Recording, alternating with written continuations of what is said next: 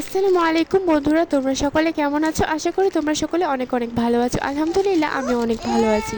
আজকে তোমাদের মাঝে নিয়ে এলাম প্রাণ ঠান্ডা করা একটি আইসক্রিমের রেসিপি নিয়ে। অবশ্যই তোমরা আমার এই ভিডিওটি শুরু থেকে শেষ পর্যন্ত দেখবে, আর আমার এই চ্যানেলটিকে সাবস্ক্রাইব করতে কিন্তু একদমই এখানে আমি নিয়ে নিয়েছি 10টার মতো পালস চকলেট। তোমরা চাইলে এখানে অন্য চকলেটও ইউজ করতে পারো। এরপর আমি এই চকলেটগুলোকে গুঁড়ো করে নেব।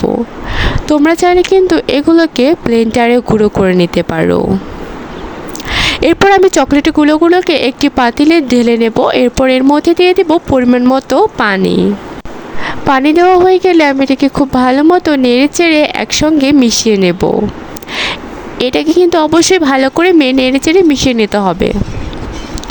মিশিয়ে নেওয়া হয়ে গেলে এর মধ্যে দেব পরিমাণ মতো চিনি। তোমরা যারা যতটুকু চিনি খেতে পছন্দ করো তারা ততটুকুই চিনি ব্যবহার করবে। চিনি দেওয়ার পর খুব ভালো করে মিশিয়ে নেব। আর এর মধ্যে দিয়ে দিয়েছি আমি 1 চা চামচ লঙ্কার গুঁড়ো। আর সেই ভিডিও ক্লিপটা নিতে কিন্তু আমার একদমই মনে নেই। এখানে চিনি দিয়েছি, লঙ্কার গুঁড়ো দিয়েছি, যাতে একটু টক টক মিষ্টি মিষ্টি আর ঝাল ঝাল খেতে হয়।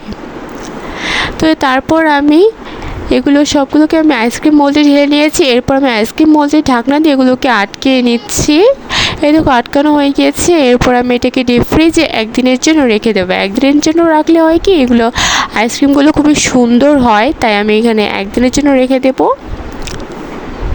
তো এই দেখো আমি রেখে দিয়েছি। এবার একদিন পরে ভিডিওটি তোমাদের সাথে আমি শেয়ার করছি। এই দেখো এবার আমি আইসক্রিমটা বের করে তোমাদের সাথে দেখাবো ঠিক কেমন হয়েছে।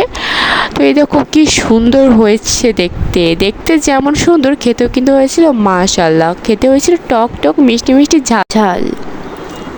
তো তোমরা অবশ্যই এই রেসিপিটি বাসায় ট্রাই করে দেখবে। আর আমার এই ভিডিওটিকে লাইক কমেন্ট শেয়ার করতে একদমই ভুলবে না। সবাইকে জানাচ্ছি আল্লাহ হাফেজ।